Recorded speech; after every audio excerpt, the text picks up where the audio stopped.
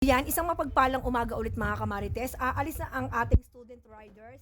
Pero this time, sa church naman siya pupunta sa Angeles Pandan. From 5 p.m. to 12 a.m. Siya po ang magdadrive. Ayan po, naka-ready na po siya. May katungkulan po siya doon sa MCGI. Siya po ay GCOS. Ayaw niya po magpakita ng kanyang mukha kasi po ay mapangit daw siya. Mag-aayos muna siya. Patingin. Uy, maganda na sa... Bakit ikaw malungkot?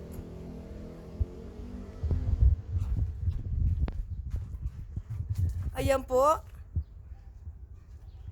Sa ay umalis.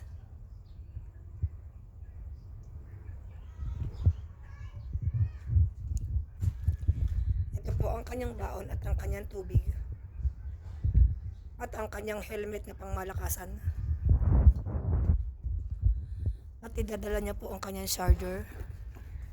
At medyo matagal-tagal po siya sa church. Yung pangkamay mo.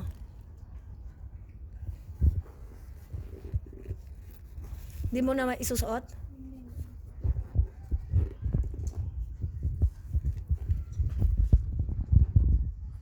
Bye for now.